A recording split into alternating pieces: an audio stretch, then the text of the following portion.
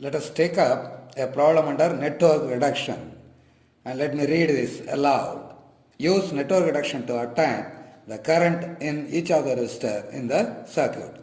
Mind you, network reduction means one should be very cautious. One should neatly mark the variables, voltages across the elements and the currents through elements neatly, and you have to denote them also properly, otherwise you will end up in trouble.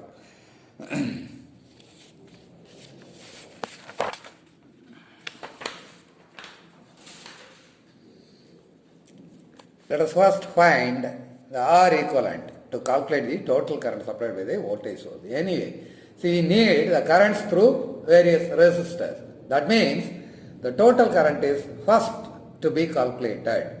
To calculate that, we need R equivalent. R equivalent is nothing but 2.45 plus etc. Parallel combinations are there. Some resistors are in series with this parallel combination, etc. And it amounts to 5.49 ohms. Total current entering the network is given by IT equal to the voltage divided by the R equivalent, which is nothing but 3.2787 amperes.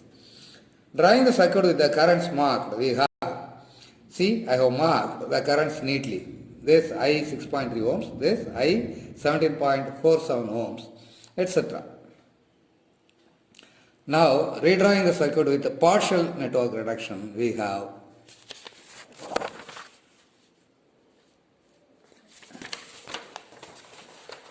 you have to, under these problems, if the network is bit large, you have to do partial reduction and further partial reduction and then expansion, etc.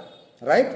Now, after partial reduction, this circuit results, and this value is nothing but the parallel combination of these two resistors that I have written nearby.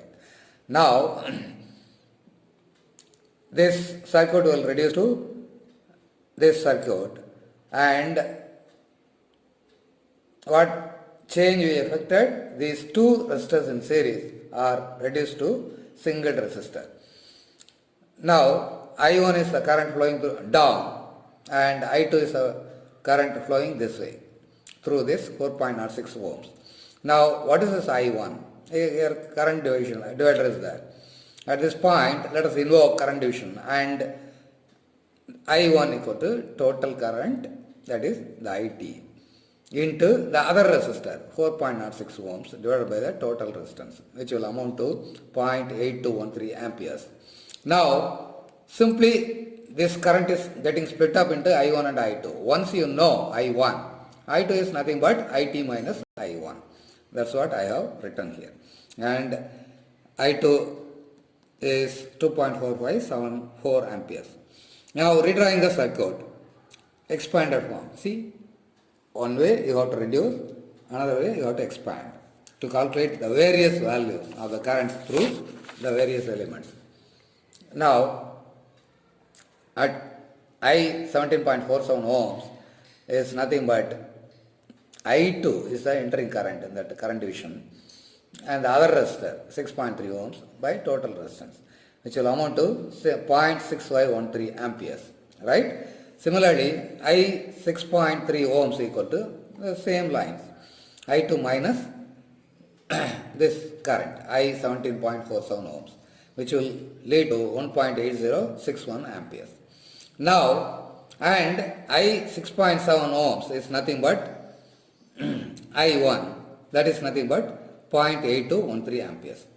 Redrawing the circuit in fully expanded form, we have, this is the expanded form. Some more are remaining. To find them, we have to expand it. So, applying current division at I, at D, where is it? Here it is, at this point. D, we are applying current division to find out the currents flowing through these two resistors. I 12 ohms is nothing but the total current, I 6.7 ohms, that is entering. The other resistance, 10 ohms, is nothing but 0.3460. And obviously I10 is nothing but I 6.7 ohms minus I 12 ohms. which is nothing but 0.4753 amperes. And finally, I 2.45, this resistor is nothing but the total current entering, that is nothing but 3.2787 amperes. That's all. So you have to do a lot of circuits when you are asked to use network reduction method to find out the various currents carried by the resistors. Thank you. Bye.